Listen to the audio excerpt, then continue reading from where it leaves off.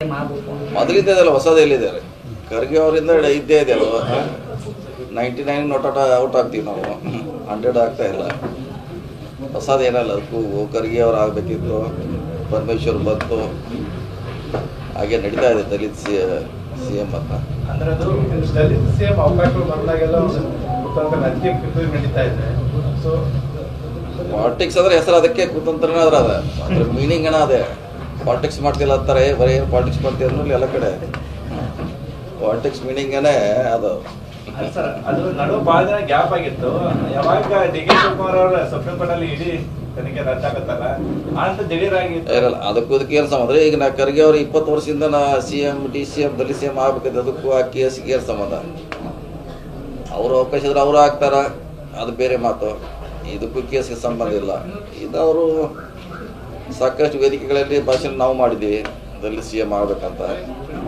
ಆದರೆ ಸದ್ಯಕ್ಕೆ ಅವಶ್ಯಕತೆ ಇಲ್ಲ ಈಗ ಚುನಾವಣೆ ಇದೆ ಚುನಾವಣೆಗೆ ಅದು ವಿಷಯ ಅಲ್ಲ ಮುಂಬರ್ತಕ್ಕಂಥ ದಿನಗಳಲ್ಲಿ ಆಗಬೇಕು ಅಂತ ಹೇಳಿ ಯಾಕಂತಂದ್ರೆ ದಲಿತರೆಲ್ಲ ನಿಮ್ಮ ಉಬ್ಬಿದ ರಕ್ತನಾಳಗಳ ಸಮಸ್ಯೆಗೆ ಎವಿಸ್ ಆಸ್ಪತ್ರೆಯಲ್ಲಿ ಕೇವಲ 30 ನಿಮಿಷದ ಲೇಸರ್ ಚಿಕಿತ್ಸೆಯೊಂದಿಗೆ ಮುಕ್ತಿ ಹೊಂದಬಹುದು. ಹೆಚ್ಚಿನ ವಿವರಗಳಿಗಾಗಿ ಸಂಪರ್ಕಿಸಿ 8088837300. ಮೊದಲಿಂದಲೂ ಕಾಂಗ್ರೆಸ್ ಅನ್ನ ಬೆಂಬಲಿಸ್ತಾ ಬಂದಿದ್ದಾರೆ SC STಗಳು. ಇದು ನಾನು ಹೇಳಿದ್ರೆ ನಾನು 10 ಸಲ ಹೇಳಿದ್ದ ರೀಸೆಂಟ್ ಹೇಳೇನಿ ಇದನ್ನ ಓಟ್ ಹಾಕೋರು ನಾವು ನಮಗೂ ಎಂಜಾಯ್ಮೆಂಟ್ ಆಗ್ಬೇಕಂತ ಸಿಗಬೇಕಂತ ನಾನು ಹೇಳೇನಿ. ಈಗ ಒಂದು ವಾರದಿಂದ ಯಾವುದೋ ಪತ್ರಿಕೆಯಲ್ಲಿ ಕೂಡ ಇಂಟರ್ವ್ಯೂದಲ್ಲಿ ಹೇಳಿದ್ದೀನಿ ನಾನು ಓಟ್ ಹಾಕೋರು ನಾವು ಜಾಸ್ತಿ ನಾವು ನಮ್ಗೆ ಅದ್ರ ಲಾಭ ಸಿಗ್ಬೇಕಂತ ಹೇಳಿದ್ದೀವಿ. ಆದರೆ ಈಗ ಚುನಾವಣೆ ಇದೆ ಅಥವಾ ಈಗ ಚರ್ಚೆ ಅವಶ್ಯಕತೆ ಇಲ್ಲ. ಚುನಾವಣೆ ಆದ್ಮೇಲೆ ನೋಡೋಣ. ಸಿದ್ದರಾಮಯ್ಯ ನಂತರ ಅದೇ ರೀತಿ ಒಂದು ಅಹಿಂದ ಮಾಸ್ ನಿರ್ಣಯ ಬರುವಂತ ಇದ್ದಾರೆ. ರಾಜಕೀಯವಾಗಿ ಒಂದಿಷ್ಟು ತಮ್ಮ ವೈರಿಗಳ